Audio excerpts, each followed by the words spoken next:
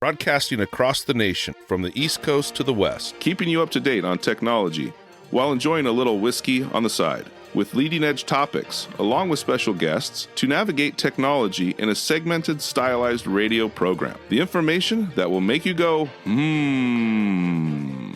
Pull up a seat, raise a glass with our hosts as we spend the next hour talking about technology for the common person. Welcome to TechTime Radio with Nathan Mumm. Welcome to TechTime Radio with Nathan Mumm, the show that makes you go, Technology News of the Week, the show for the everyday person, talking about technology, broadcasting across the nation with insightful segments on subjects weeks ahead of the mainstream media. We welcome our radio audience of 35 million listeners to an hour of insightful technology news. I'm Nathan Mumm, your host and technologist with over 30 years of technology expertise. Our co-host Mike Roday is in studio today, along with Mark, and you'll see that I am behind the board because Odie is on vacation. Mike, how are you doing? The award-winning author and human behavior expert. Are you ready for today's episode? Maybe. Maybe? Yeah. Okay. I'm waiting to see what all kinds of stuff you're going to do back there. Okay. Now we're live streaming during our show on 4 of the most popular platforms, including YouTube, Twitch TV, Facebook, and LinkedIn. We encourage you to visit us online at techtimeradio.com and become a Patreon supporter at patreon.com/TechTime Radio. We are friends from different backgrounds, but we bring our best technology show possible weekly for our family, friends, and fans to enjoy. We're glad to have Odie on vacation. Not really that glad, but hopefully she's enjoying a great time. I am at the control panel today, so that means you do not know what's going to happen, right, Mike? That's right. It can go crazy or it can go normal. But welcome, everyone. Well, we already have pretty good evidence about which way it's going. Let's start today's show. Now on today's show. All right. Welcome to TechTime Radio. Today on the show, we have Nick Espinoza back, and he's going to be talking not about cybersecurity, but he's going to be talking about AI. He's going to explain what is going on in the world and a few key AI stories. In addition, we have, of course, our standard features, including Mike's mesmerizing moment, our technology fail of the week, and a possible, absolutely, Nathan Nugget, and our pick of the day whiskey tasting to see if our selected whiskey pick is 0, 1, or 2 thumbs up at the end of the show. But now it's time for the latest headlines in the world of technology. Broadcasting across the nation. Broadcasting across the nation from the East of the week. Retry that again. Here we go again. Damn it. And now it's time for the latest headlines in the world of technology. Here are our top technology stories of the week. All right. Story number 1. Google is the latest company to suffer a data breach in its ongoing wave of Salesforce CRM data theft attacks. Conducted by the group known as Shiny Hunters. Let's go to Lisa Walker for more on this story. In June, Google warned that a threat actor they classify as UNC 6040 was using a voice phishing social engineering attack to breach Salesforce instances and download customer data. In an update, Google said that it too fell victim to the same attack after one of its Salesforce CRM instances was breached and customer data was stolen. As for the other companies impacted in these attacks, one company has already paid 4 bitcoins, or approximately $400,000, to prevent the leak of their data. Back to you guys in the studio. All right, so let's talk about this. So this is a phishing attack, right? Put a bounty on their heads. All right, so somebody already spent 4 Bitcoin.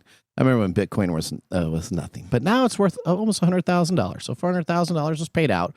This phishing attack used voice recordings to make them sound like somebody else and used real-time voice conversations to convince the people to allow access. So we've talked about this as phishing. Now this phishing voice is becoming kind of the new edge AI assisted cyber criminal tool that is being used. So you can have a monitor set up, you talk into it, you can have a real-time conversation with somebody on the phone, convince them of what's going on in the voice of somebody else, and then all of a sudden they say, sure, yeah, we'll get things taken care of. Now, Shiny Hunters has been around for years, responsible for a wide range of breaches, including the PowerSchool, Oracle Cloud, Snowflake data theft attacks, AT&T, Nitro PDF, Wattpad, Mathway, and many, many more that they have been a part of. Now, with this breach, though, from this data breach, many other companies, of course, that use Salesforce CRM are going to be a part of this attack, and that includes Adidas,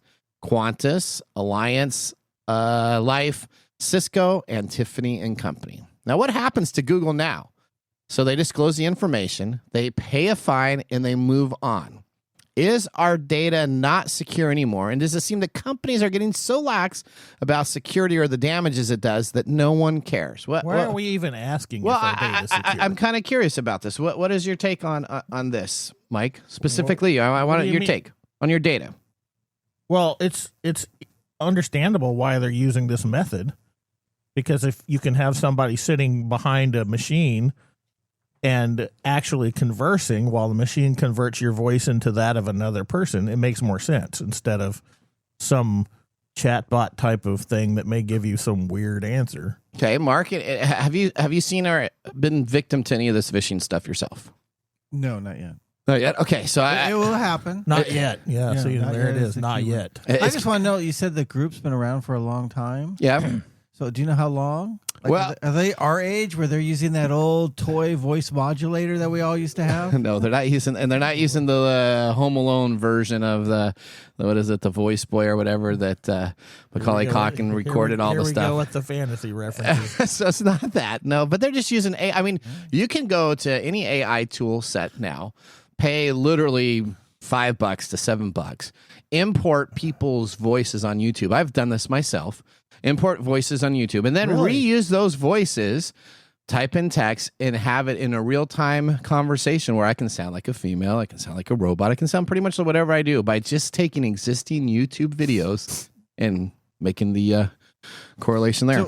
So are they pretending to be like somebody from Salesforce? Because you really wouldn't need a voice modulator. Are they taking voice clips from like the CEO of the company and pretending to be them? So they have done it for local people and security people. The case that I did my deep dive into, they were actually the boss of the employee itself at the help desk service. They called on in, said, hey, I know we don't need to do it this way or this way, but I need to grab this information really quick.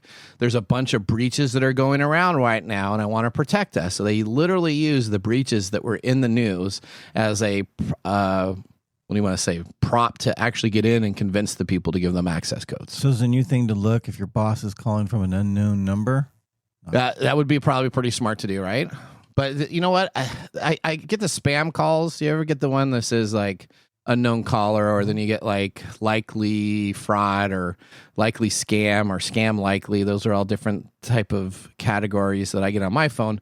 What I'm finding is now that all those scam likelies are actually legit numbers for a lot of the people that are calling. So now whatever algorithm that we had or whatever type of security we used to have to make sure this was in check, now it just comes as everything being a scam likely call, even if it's my wife calling me, and that it could be a scam. But I mean, so then now you don't know what to do, right? Whoa. Your wife is in your contact book. Well, sometimes she uses a voice over IP phone when she's at her preschool, and then if you get a call there and it comes in from an unknown number, boom! All of a sudden, guess what happened? Well, I probably should. Right? So is your Nathan Nugget about having your phone not answer those calls? No, that's not our You Nathan just need to be Nuggets grumpy like me and never answer your phone.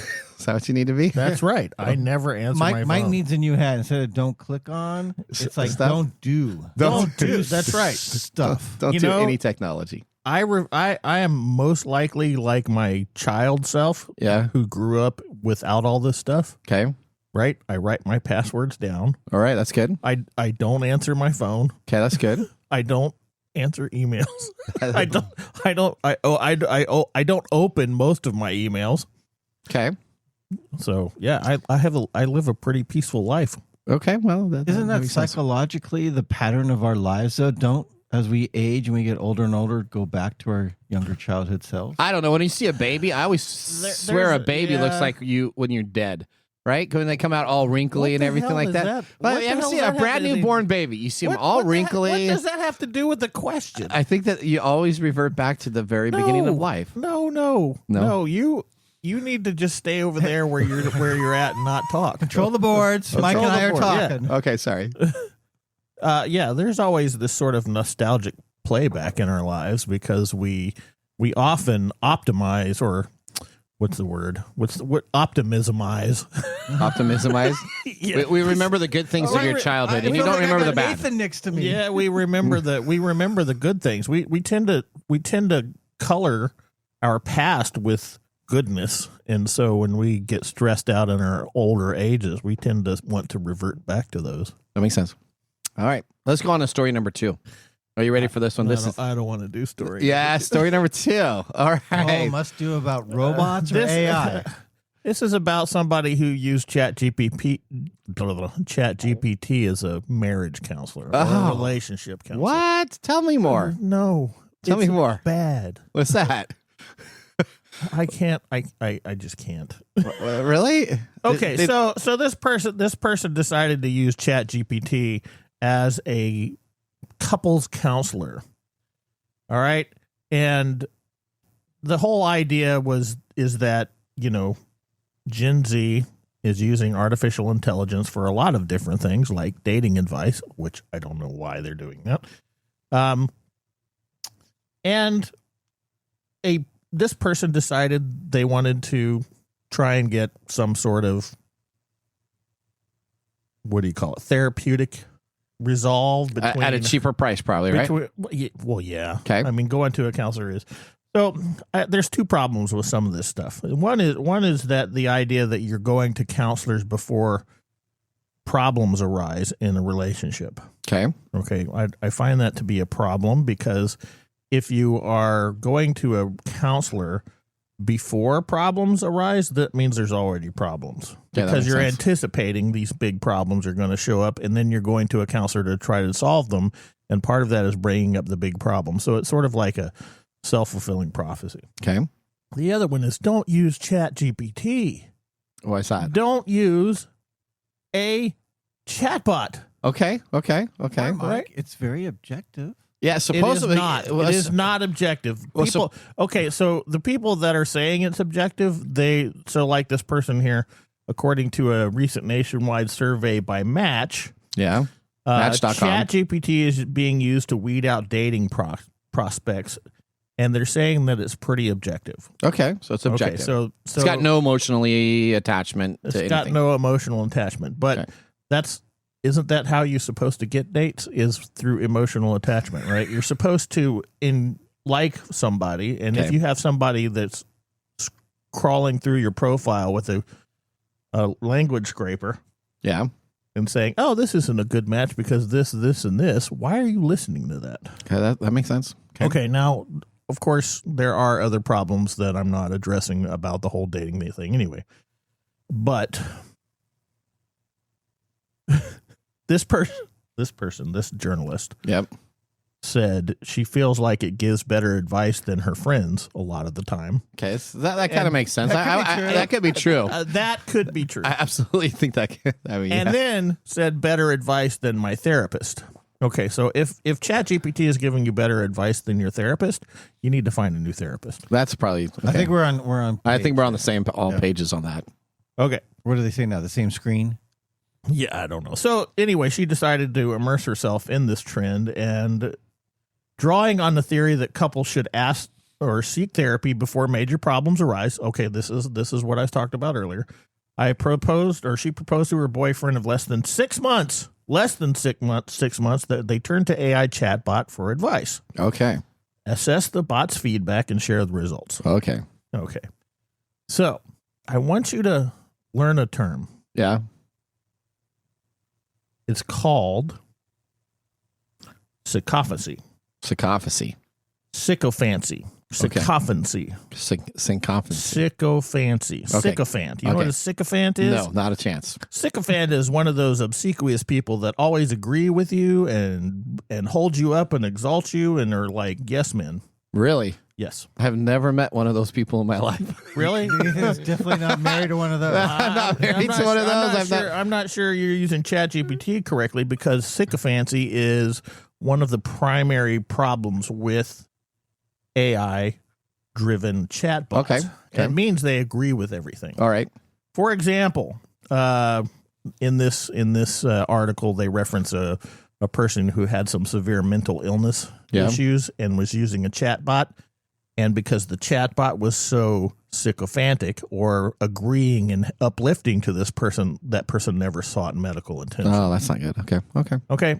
So that's the first problem. So the person who's querying the chatbot is going to get this effect, and the chatbot is naturally going to go with them. Okay, that's not an objective point of view. So the article talks about this and how the person had to go back and restate a question many, many times in order to get the chatbot to give it something that was objective. And objective is subjective here because we really can't define what objective is when we're looking at it with ourselves. That makes sense. Yep. So this person used this several times, and it just didn't come out. It started blaming the boyfriend for being too emotional, and then it started talking to the person that was making the queries that they were carrying the emotional baggage of two, and so it made the problem worse. Okay, this is not what you need to be doing. So you don't use ChatGPT to help you with- Okay, so these things we want to pretend like this is some sort of human thing, and it's not. It comes from human things, but it's not a human thing. It doesn't have empathy, for one. It can't empathize with the person it's talking to. Yeah. And it doesn't have human insight. Okay. So it can't sit across from somebody and listen to what they're saying and understand. If they're crying, know that they're emotionally distraught or that's not, empathy. right? No, I'm talking about when they're saying stuff that you have insight that what they're saying is not actually what they're saying, but they're trying to tell you another message by telling you this message, right? Gotcha. It can't do that. Okay. So all it can do is scrape its language model for responses that it thinks you're looking for. And this is not therapeutic. All right. So do not use ChatGPT. Do not Okay. use AI for therapeutic reasons. Okay. It will almost always backfire. All right. Good to know. Nathan's going to go do this now. So No. No. Nathan's already done this. No, I haven't done ChatGPT for any counseling stuff. No, but we've done it with me and you have both played with it with the AI companions. Yes, we because we do test for the show, and so if we'll have a show prep, Mike and I may go off on a tangent later on in that evening, and either we're playing chess or we're doing something else, and we will test these things out to see how it goes, right? And we'll yell at people, and we'll do different things to see how these bots interact, and it's always been. These dating bots are the ones that I love the most. The ones that they try to pretend like they're going to do stuff. That's sycophancy. Yes. So what happened here is that this couple, they said a few times they felt like the ChatGPT gave objective and creative feedback, or offered a valid analysis of their communication styles. But it took a lot of work for them to get there. And it wasn't probably worth the time and effort to get it to where they could have spent time communicating to each other, right? Yeah, so what their conclusion was is that they were going to go back to putting all their time and energy into their human relationships. Oh. See? Very good. That's very good. Very good. Yeah. Very good. So it worked. I guess ChatGPT helped sure. them. Yeah, if we want to say that it's a happy end in Disney taking movie. a gun and shooting yourself in the foot keeps you from playing with guns. Yeah. Okay. Yeah, that worked. All right, we're gonna go on to story number 3. Now, Nintendo clears up Mario's love life. Oh my gosh! By having Princess Peach friend zone him. Now, for over 4 decades, Mario has been risking his life and limb for Princess Peach. Bowser keeps on kidnapping her, and it's up to the Italian plumber to rescue her. Why are we going across dozens of main games, spin-offs, movies, and everything else in between? Mario and Princess Peach have been linked. In some cases, their special bond has been a bit more romantically charged than others. However, after years of anguish, Nintendo has crushed the dream for Mr. Mario. Mario has officially been friend-zoned by Princess Peach. Nintendo released a statement saying, quote, Princess Peach and Mario are good friends to help each other out whenever they can. The message reads... Okay. All right. Look. All right. What's that? Aside from the fact that we're actually talking about this. Most games end with a kiss of death, but this one ends with no kiss at all. Whatever. Okay. Why are we talking about? First off, okay, come on. What does Princess Peach do for Mario? This princess. Well, She just gives him stuff to do, okay. right? Yeah. She gets kidnapped and he has to go rescue. So I guess they're already do? married. I guess they were What just does she previously. do? What's she do? She says, "Mario, please rescue me." Okay, all right. Right, and then when you go there, is that what the balance of a good and then friendship is all is about? it Toad that's there that says the princess is in another castle, and you keep on going for another and another? Is she secretly involved with Toad or Bowser? I think she probably likes the bad boy because somehow she gets captured all the time. She seems to spend a lot of time with Bowser. I think she's just two-timing Mario. Is that what it is? She's just leading him on. Is that what's going on here? I don't know. That ends. I don't know what Nintendo needs to be bothering with. Well, this is a big deal. Why is this a big deal? Dude, this has got like 14 million hits about this. So I mean, you know what? People are crying in their sleep. They're going to ChatGPT now to ask how they can circum this problem. Here's the thing here. If this is all about friend zoning, Mario needs to stop because he's enabling this chick. So your counseling advice is Mario needs to go on a new adventure. Mario needs to find somebody who's forget Princess Peach. He's going to go somebody else and give him what he desires. Isn't Zelda a gal? Isn't Zelda a gal or Zelda a guy? I have no idea. Is it a girl? Right. So you know what? Mario needs to go after Zelda. Way more to add to the. I thought Zelda and Link were together. Isn't that a thing? I don't know if Zelda I don't even know why we're talking about this, but. At the same thing, you know, if we want to define healthy relationships, if Peach and Mario are friends and Mario spends all of his time rescuing Peach from dangerous, there's a really big imbalance of stuff going on in this. They're good friends. They're not good friends. They're not good friends. All right, well, that is our. Give Mario anything. Well, that is our top. Sometimes. Lots of kisses. Okay, but they're not romantically involved. But she gives them lots of kisses. Okay, that is our top technology stories of the week. When we return, Nick Espinoza from Security Fanatics will join the show. What is AI up to? You're going to love this even more. You'll find out next. You're listening to Tech Time with Nathan Mumm. We'll be back after this commercial break. Looking for custom glass solutions for your next commercial project? Hartung Glass Industries is your trusted partner in custom glass fabrication. For over 100 years, Hartung has delivered proven manufacturing expertise, comprehensive product offerings, and dependable service and quality. From energy-efficient facades to custom shower doors, we create glass solutions tailored to your project needs. With 8 facilities across the U.S. and Canada, we combine national expertise with a local touch-ensuring faster service and unparalleled customer care. Hartung Glass Industries, where quality meets innovation. Visit hartungglass.com to learn more. Welcome back to Tech Time with Nathan Mumm. Our weekly show covers the top technology subjects without any political agenda. We verify the facts. And we do it with a sense of humor in less than 60 minutes. And, of course, with a little whiskey on the side. Today, Mark Gregoire, a whiskey connoisseur, is in the studio. Mark, what whiskey are we tasting today? We have brought for you from Whiskey Chris.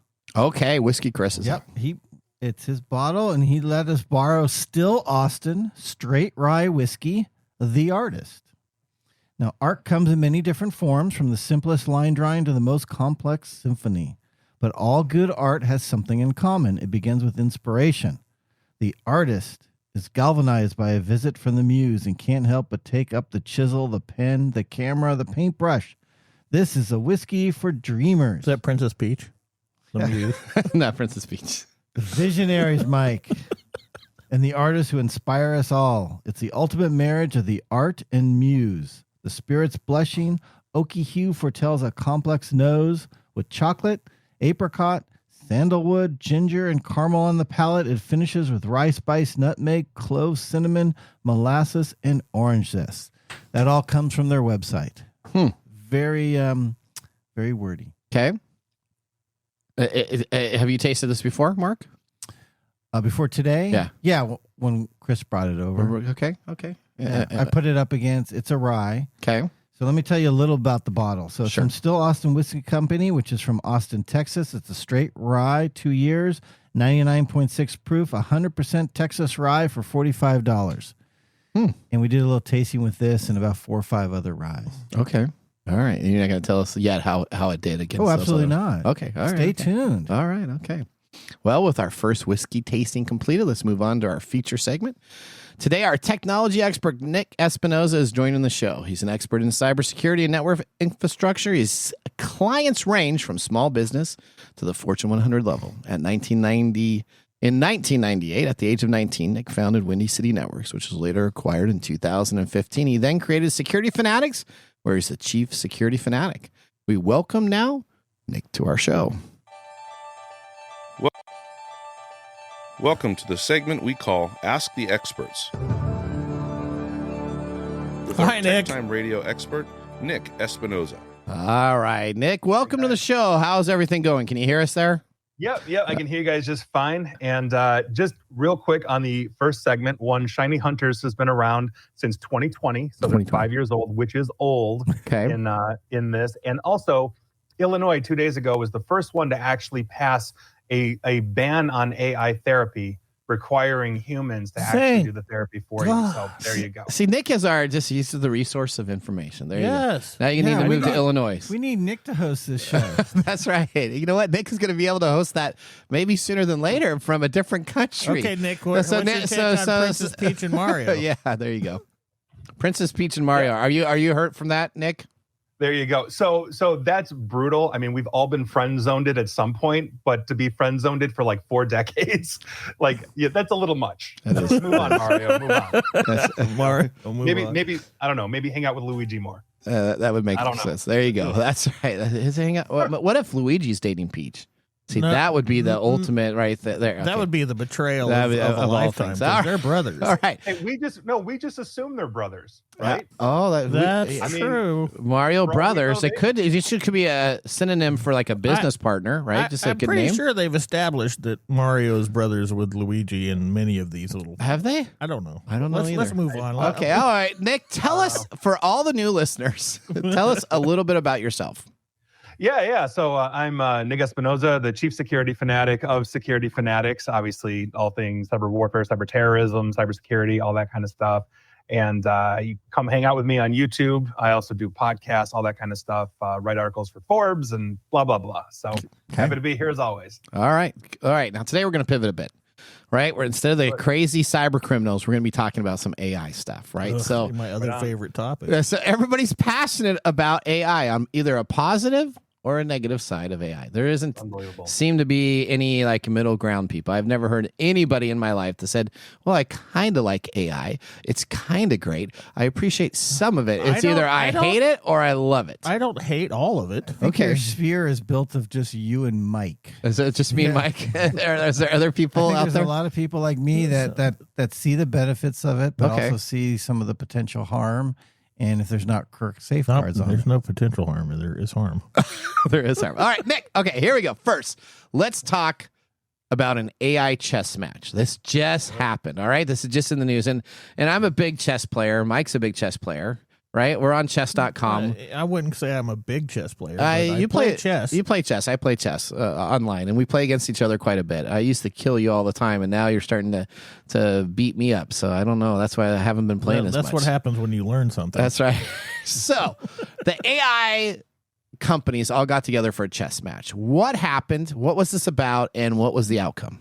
So basically what we're talking about here is essentially Google's Kaggle. This is a platform that essentially allows scientists to put their AI models up to task to play chess and all these things with it. So 8 large language models basically entered a tournament. Now, these are basically AIs that are not designed essentially to play chess. These are the chat GPTs of the world where you can go get therapy where you shouldn't get therapy, right? So Anthropic, Google, OpenAI, XAI, aka Grok, basically, as well as Chinese developers, DeepSeek and Moonshot, all basically entered this tournament. And so what happened was essentially OpenAI beat the whole thing. And it's really interesting. So their OpenAI's O3 model emerged as the winner, and then Grok actually took second place. So in other words, OpenAI beat Elon Musk's Grok. And I think that's actually really interesting because when we're talking about Grok, given all the garbage that Grok has been learned on, I'm just amazed it didn't angrily kick over the first virtual chessboard it saw and declared it wanted to invade Poland. I mean, the thing is nuts. Are we right? sure? Are we sure it didn't cheat, Nick? Wow. Well, hey, it's very possible, right? Yeah. So OpenAI won with O3, their model O3, followed by Grok. Google's Gemini took third place as well. And so obviously these things are designed for everyday tasks, not to play chess. So they're still improving on it. And so Grok, for example, that took second place, made a number of errors in the final round of games, including losing his queen or losing its queen repeatedly. The queen, obviously, a very important chess piece, right? Yep. And so here we are. 10 points. But this, go ahead. It's worth 10 points in the chess when you capture. Well, So we don't need to know that. Go away. Okay, there he is. Keep on going. Sorry. Stay in your booth. I was just trying to say that that was up to. Oh, never mind. Keep on going. Sorry, Nick. Sorry. Right. So, but strategy games like chess or Go, the Chinese game Go, these are oftentimes used to basically assess models' abilities to learn and adapt because chess has a bazillion moves, Go has like a quintillion moves, So it's an interesting one. But if anything, I think we're going to see these models just simply improve. But it's a good testing ground to understand the limitations of large language models. They're not perfect. Even the new ChatGPT 5 came out. People are asking it weird questions. How many B's are in the word blueberry? And it's saying there are 3. 1 in blue, 2 in berry. Do the math on that. Wow. So we have a ways to go, but they're getting better. Yeah, that's okay. They got to be. They're not perfect. I don't understand. No, they're not. All right, now, but moving on. Now, governments are pushing hard for AI chip backdoors. This is a new thing that's happening here. What is this about, and what security risks would this for the everyday person have to worry about? Yeah. So actually, I think there are pros and cons to this. Okay. But the nutshell is U.S. lawmakers are trying to push NVIDIA, the biggest maker of GPUs and chips out there, to basically grant governments backdoors into these AI chips. And for the record, China is already saying NVIDIA is doing that and letting the government in, right? So obviously, NVIDIA wants to be the dominant supplier in the world, including to China. But obviously, there are risks with that, right? And here's the thing. Chinese chip companies are steadily improving their performance, primarily because they're getting a lot of the intellectual property. We just caught 2 Chinese nationals shipping NVIDIA chips overseas the other day. So this obviously is a huge thing because China is trying to do a homegrown model for AI chips, but they know they're way behind NVIDIA right now. And so I think some of the pros to a backdoor would be things like emergency deactivation and containment of like a rogue AI. The thing wants to go Terminator and you can basically flip a kill switch. That's not too bad. You could also enforce sanctions. So if let's say the Chinese do steal an NVIDIA chip, you might be able to brick the chip, all those kinds of things. So obviously unauthorized repurposing or misuse of this, essentially is one of those things. But I think the cons outweigh the pros here because by virtue of putting in a backdoor, you're basically creating an exploitable vulnerability. And as by default, right? And everybody finds vulnerabilities in the stuff that isn't there. Absolutely. So now all of a sudden you're putting a chip in there that people will specifically target because they know that the whole reason it's set up is to do that. Exactly. Vulnerabilities crop into anything intentionally or otherwise. Like HP Aruba, like the wireless access points, we just found that the engineers at HP had hard-coded a password into all the access points that they had to fix. But now that that's out, if you're not updating your Aruba access points, somebody could pretty much walk into the thing, right? So that is a huge issue. On top of it, it could be viewed as like cyber espionage around the world if they think, oh, well, we're buying NVIDIA chips and, the NSA from the United States has access to this thing. Not to mention ownership rights of buyers. If you're buying something, that's a huge thing. I mean, think about like an Amazon Kindle. If I buy a book there and then Amazon has a falling out with the publisher, they'll just delete the book off my Kindle. They've been caught doing that. But if I buy a physical book, nobody from Amazon's knocking on my door saying, yeah, we want that back and you're not getting your money back, right? So it comes down to a trust thing. So it's a huge thing, not to mention system disruptions if they are exploitable. So I think that it's not a good thing overarchingly, not that I want the Terminators of the world to have no checks against them, but here we are. All right. Yeah, let's have ChatGPT advise them. Let's have chat. Well, so this gets even better. You're going to like this, Mike. Here we go. Nick, is it true that the FDA's AI is creating fake studies that are now becoming real facts for our large language models? Yes, and this, for the record, is why it is always open bar on TechTime Radio. That's right. Oh, I can't see what bottle that is. Yes, Nick. that's why Is it we a Scotch? that's why we drink on this program. There it is. This gentleman, and Mark, I hope you appreciate Oh, it. Glenlivet. 14. Oh, nice. Yeah, there you There go. Okay. Very nice. Perfect. Very nice. But anyway, yes, the FDA, or Food and Drug Administration, and Lord knows we could all use a drink after this one. Anywho, RFK Jr., who's running HHS that owns the FDA, basically they're making a huge push to integrate AI tools. And in a recent interview, RFK Jr. went on Tucker Carlson's show on some online whatever, and basically said that AI will very, very soon be used to approve new drugs, quote, very, very quickly. So in other words, they're trying to speed up this process. So here's what the news did. CNN spoke with 6 current and former employees of the FDA, 3 of whom basically have used ELSA. This is the AI that the FDA is using, and they described it as harmful. It creates meeting notes and summaries that are incorrect. It started making up non-existent studies. So it was basically hallucinating. In an AI term, that means it was just straight up lying. It also could misrepresent research, according to his employees. And so by virtue of that, I started looking at, okay, what is the approval process for a drug? And it is a long and complicated process. Yes. You guys want a high-level overview of this thing real quick? Because it's absolutely insane to insert an AI into this. All right. So do it real quick. Yes, real quick. How difficult? Yeah, so preclinical testing, right? You basically are testing the drugs in labs on animals, all that, to make sure it's safe. Then they have to submit what's called an IND, an investigational new drug application. Once that is approved, then they can begin human trials. And then the human trials are done on a small group of healthy people that don't have the actual disease or infection or whatever that the drug is testing. Assuming nobody dies in that, then it goes to the humans that have this particular targeted issue, disease, whatever it is. And then they confirm the effectiveness. They monitor side effects. This takes months and months and months and months. And then, and only then, can they apply for an NDA, or new drug application, which then basically says all the trials are good, nobody's dropping like flies, this is great, and boom, here we are, you can put that out there. And then the FDA reviews this and evaluates it for months and months and months and months, which obviously is going to be difficult, and then they approve it and then continue to monitor it after it's out to the general public. And with the FDA cutting staff, that's a huge issue. And if you insert an AI into this that's just making stuff up, then it could basically BS a whole bunch of clinical trials, or say, oh, this is good, when the authors were like, this is not good. It's a huge problem, and I think it's going to get some people killed, if I'm being perfectly honest with you. That is not so, Mr. Positive AI, how do you feel about that? Okay, well, all right. All right, Nick. The bottom line of this is really a people issue, not It's an always AI everything issue. is a people It issue. is a people issue. All this is You get the every right people single in. interaction here is people issues. What's interesting is we always are getting excited now with AI to replace people. We want AI to be better and better and better, so we can replace more and more people. So essentially, we want nobody to work. We want computers to run our lives, AI and we is want to be in becoming charge of that area so that we can just make millions and millions of dollars. Yeah, AI is becoming our and god. to that point, think of the psychological damage it's going to do to society. We're already isolated thanks to social media. Oh, no. We don't want to put our kids outside because there are predators everywhere when the predators are actually online. It's a huge thing. It's much different than when we grew up, right? That is. So this doesn't help. All right, Nick. Well, how can people get in touch with you? Oh, On that poor note- side. Yeah. On that note, how can people get in touch with you off of the show? What is the best way to connect?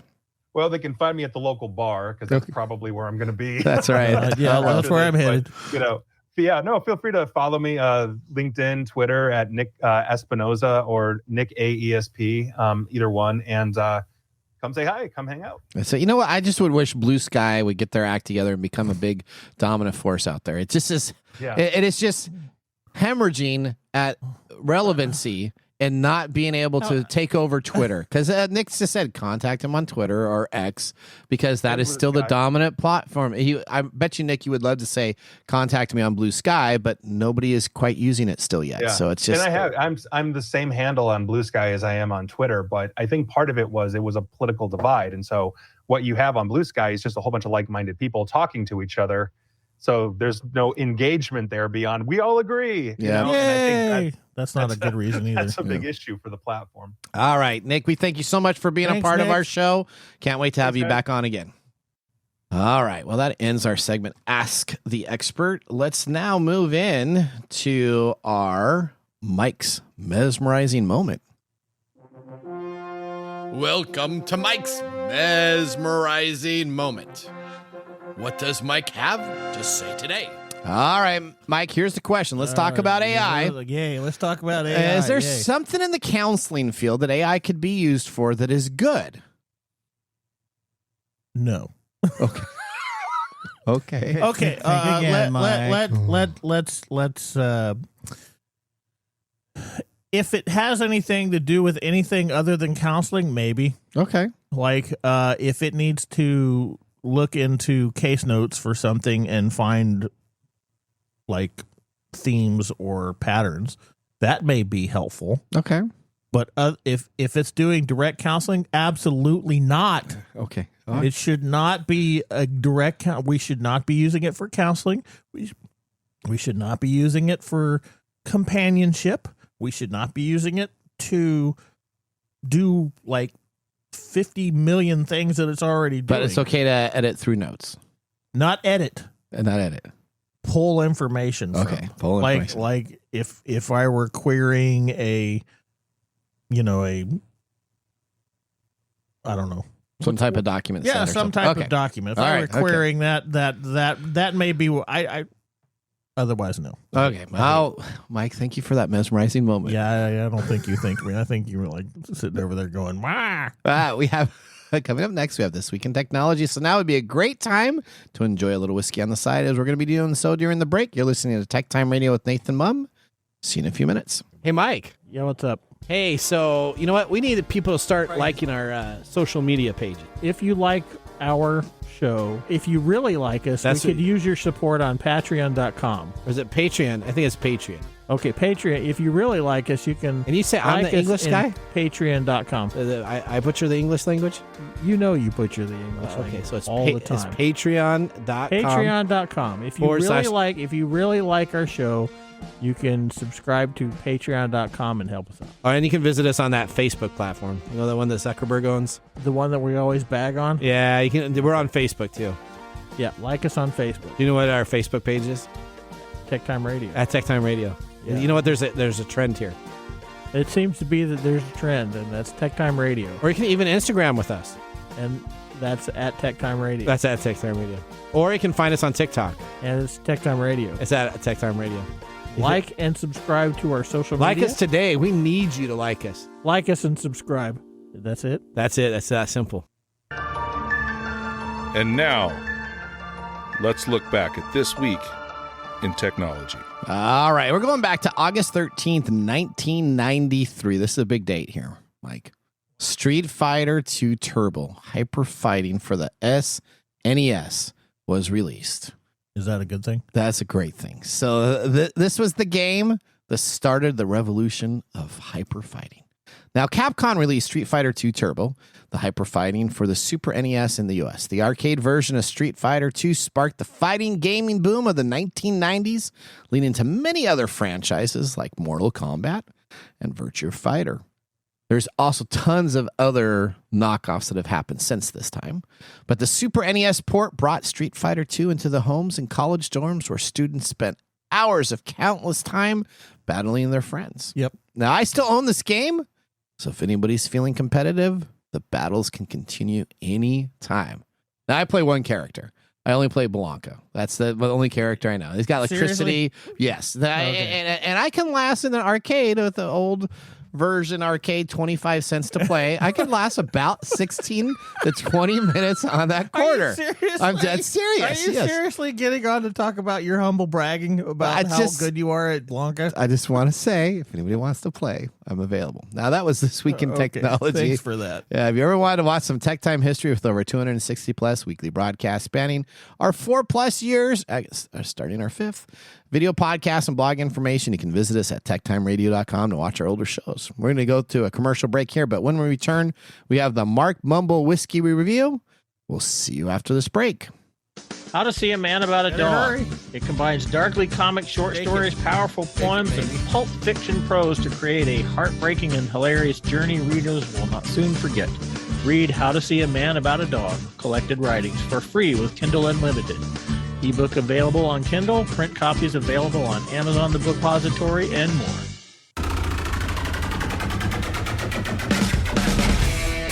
The segment we've been waiting all week for. Mark's Whiskey Mumble. All right. Well, at least, Nathan, Yes. in Street Fighter, at least you knew there's no friend zone there. There's no friend zone in Street Fighter. Well, that's true. Yeah. Okay. Yeah. Well, today, August 12th, Yeah. we are awkward. celebrating. Don't tell me you're celebrating Friend Zone Day. It's the day before August 13th. So just before that, today, Nathan is actually celebrating today. He knows about today. Okay. What are we celebrating today, Nathan? We talked about it earlier this week. Celebrating Like National Elephant Day or something. No, like it wasn't. It was an Elephant Day too. There was a couple other things that we were looking. I come on, that's like 3 days ago memory. That's short term memory is gone. What was it? National Vinyl Record Day. Oh, we did see that. Remember that? We did say that. Vinyl. I have vinyl records. Yeah, I don't remember that at all. You don't remember that? Yeah, Okay. This is the chance for everybody to go old school like Nathan, our audiophile. Okay. Spin music lovers around the world have disagreements on a number of things, but one thing we think everyone can agree on is vinyl records are here to stay. Oh. So now's the time to dust off the old needle and let the music take you away on a cloud of good vibrations. Okay. This is getting more awkward. That sounds by like a the Beach second. Boys song. That is a Beach Boys. There you go. All right. Yeah, Brian Wilson just passed away recently. Oh, did he? Mhm. Oh, I'm sorry to hear that. Now, talking about music, Yeah.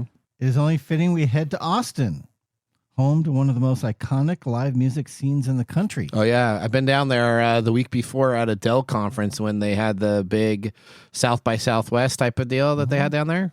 Tell me more. Is that the same thing or? Well, that's where Still Austin's The Artist Straight Rye Whiskey may hit all the right notes for you. Oh. This is one of the few 100% Texas rye whiskeys, crafted entirely from Texas, grown grains, distilled in-house in Austin, and aged under the intense Texas sun. Each bottle features a custom label painted by a Texas artist, part of Still Austin's ongoing commitment to local artists. Every release in the series celebrates creativity, both in the whiskey and storytelling on the bottle. Wow. Now, Still Austin's The Artist Straight Rye did not leave much of an impression on me. Uh-oh. It didn't leave much of an impression on him either. Well, there's nothing wrong with it. Yeah. It tastes a little youthy and leans heavily on spice without much depth behind it. It reminds me of elevator music. Oh. Perfectly fine in the background and not something I would ever choose to put on. Oh. That said, I'm looking forward to trying more age expressions from them down the road because this one's only 2 years old. Okay. As there's potential for this artist. Are they going to come out with a 4-year and a 7-year and a 10-year type of deal? They do have those. Okay. And you haven't tasted any of those yet? I have not. Whiskey Chris, I believe it was the 8-year that he's had, and he said it was terrific. Okay. Okay. So I have not tasted that myself. All right. But I'm looking forward to it. That sounds good. So are we. And as we all drink, we must drink responsibly. Heaven can wait. Heaven can wait. Okay, Mark, tell us your whiskey weird and pairing. technology are such a great pairing. Like bed knobs and broomsticks. Oh, look at Can you reference this movie? Do you remember that movie? I remember that movie. You remember that movie? Bed knobs and broomsticks. Yeah.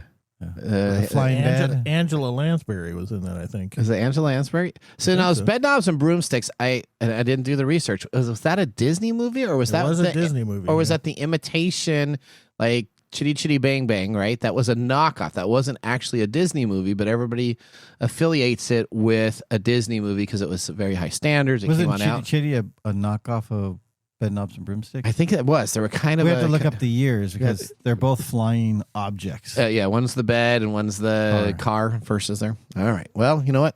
Didn't Disney buy Chitty Chitty Bang Bang? I don't know if they did or not. So Bed Knobs and Broomsticks is a Disney movie. it is a Disney movie. All right. Thanks for that. Well, hopefully our viewers out there can put in the chat and fill us in. Okay, that's right. All right, now let's prepare for our technology fail of the week, brought to you by Elite Executive Services, technology experts to help you out of a technology fail. Congratulations, you're a failure. Oh, I failed, did I? Yes. Did I? Yes. All right, this week our technology fail comes to us from Google, and it's not about the hack that we talked about earlier in the day. This has to all do with their mapping system. Now, this man, who hails from Bragado, a small town west of Buenos Aires, sued. Is that Bragado? Bragado. Okay. Well, okay. Buenos Aires. Buenos Aires. There you go. Buenos Aires. There you go. Sued the internet giant in 2019, claiming it exposed him to ridicule at work and among his neighbors. CBS News has reported this and many others. Now, he argued his privacy was invaded in the 2017 photo capture because he was behind a 6.5-foot wall. The street captured shows the street, the house number, and shows him completely nude in his own private backyard. Now, a recent award came from the Argentinian appellate judges who overruled a lower court decision that stated it was the fault for walking around in inappropriate conditions in the garden of his own home that Google needs to pay. Now, Google reportedly argued that a 6.5-foot perimeter wall was not high enough to afford privacy. What?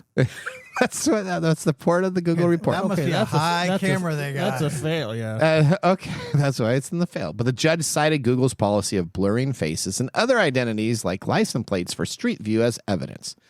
The company knew that it would have a duty to avoid harm to third parties and, in a sense, awarded them in pesos roughly $12,500 in fines. That's it? Yep. So you made $12,000. How much butt is worth? Yeah, so this thing, you're in there naked, and they got your. Well, this is for Google Earth, right? Yeah, So no, this is for Google Streets, but it's a part of the Google area. You know that camera that comes running around. Oh, people know. do a lot of things. I They know. like fall down on the ground. They try to make out with people. I mean, this has now become a sensation where people try to get on the Google Street cameras with a bunch of stuff that's there.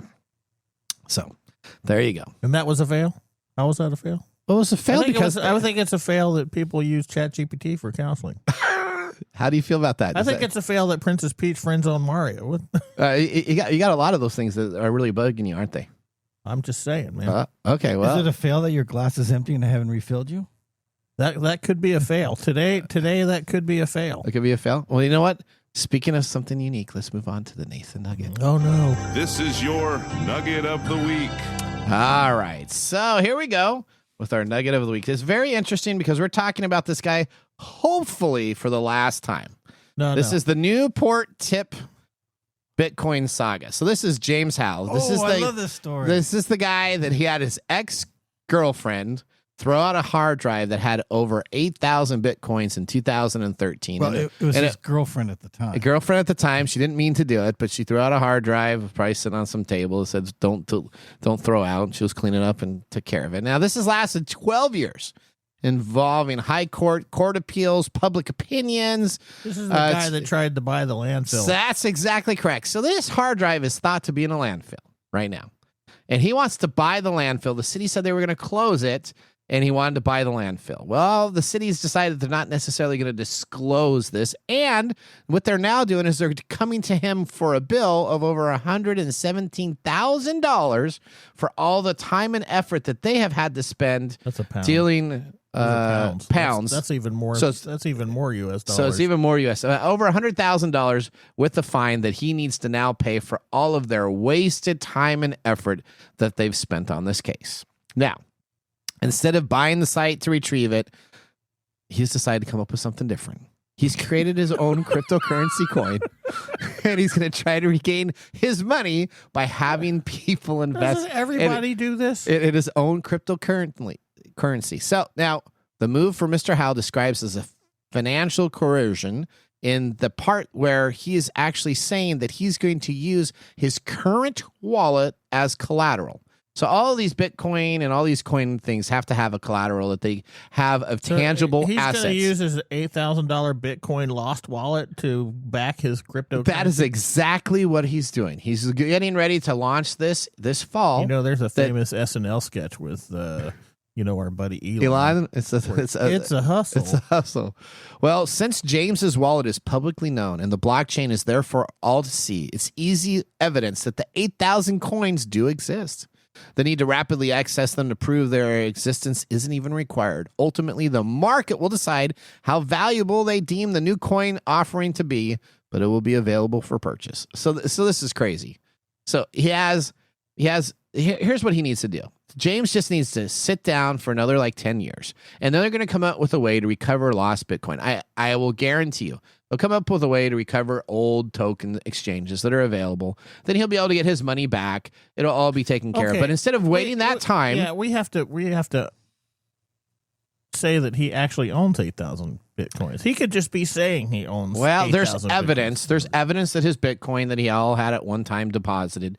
It shows a transaction. So no cryptocurrency exchange when you transact on the internet with a cryptocurrency, all that data still gets tracked. People think that it's anonymous. It thinks that nobody knows what's going on. It's still all in a ledger of tracking of information. They supposedly say they can find this evidence that there's that 8,000 coins exist. This is how obsession becomes a problem. Okay, James. Yeah, you need to let it go, buddy. Well, he's having a hard time, Mike. So maybe he should turn to ChatGPT. I get it. I mean, if we're talking about Bitcoin and one Bitcoin is 100,000. How much is that? 100,000. Yeah, it's like 8,000 times 100,000. What is that? It's like 8 billion. You sure? Yeah, is it 8 billion. It's in the billions. Yeah, or 80 billion. Yeah, it's in the billions. I just know it's in the billions. Yeah, money's making him crazy. There you go. All right. Well, you know what? That was my nugget. Let's now move to. And now our pick of the day for our whiskey tastings. Let's see what bubbles to the top. All right, what do we got here, Mark? Still Austin Straight Rye Whiskey, the artist. It is a straight rye, 2 years old, 99.6 proof, 100% Texas rye, $45. Oh, that hits everything that he looks for. I kind of liked it myself. I don't know about you, but I'm going to give it I understand the comments on it. But this is actually, I kind of like a little bit of a spiced whiskey, so I'm going to give this absolutely a thumbs up. I'm going to give it a thumbs up for the flavor, and because Mark has converted me to rye. I don't think I would buy it, though. You wouldn't buy it? No. Okay. So I mean, it was pleasant. It's like elevator music, right? I wouldn't call it elevator. I hate elevator music. Wow. You don't like elevator music? I always dance hate to it. that. I like soundtracks. Yeah. I think soundtracks are good. It's like, it's one of those things that's pleasant when you it's like a light rainfall on a hot day. Okay. You're out there dancing all around with your Sprite and 7-Up colas and all those. Yeah. Is that what you do in the rain? That's what it is. All right. Do you do it naked behind a 5 No, I do not do that. We want to thank our listeners for joining the program. Listeners, we want to hear from you. Just visit techtimeradio.com, click on Be a Caller, ask us a technology question. Remember, the science of tomorrow starts with the technology of today. See you guys next week. Later. Bye-bye. Thanks for joining us on Tech Time Radio. We hope that you had a chance to have that moment today in technology. The fun doesn't stop there. We recommend that you go to techtimeradio.com and join our fan list for the most important aspect of staying connected and winning some really great monthly prizes. We also have a few other ways to stay connected, including subscribing to our podcast on any podcast service, from Apple to Google and everything in between. We're also on YouTube, so check us out on youtube.com/techtimeradio, all one word. We hope you enjoyed the show as much as we did making it for you. From all of us at Tech Time Radio, remember, Mumm's the word. Have a safe and fantastic week.